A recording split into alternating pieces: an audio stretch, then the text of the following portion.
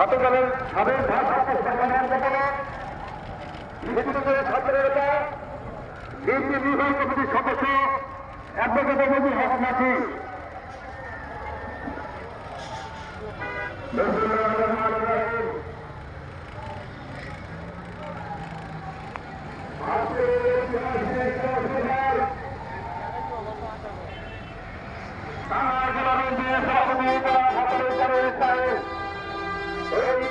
ঐতিহাসিক মানিকে এই ঐতিহাসিক জনসভায় আমাদের মাঝে বসিয়ে দিয়েছেন আমাদের আদর্শের উত্তর শরীফ শহীদ রাষ্ট্রপতি জিয়াউর রহমানের আদর্শের উত্তরাধিকার আমাদের আদর্শের আদর্শের উত্তরাধিকার বাংলাদেশের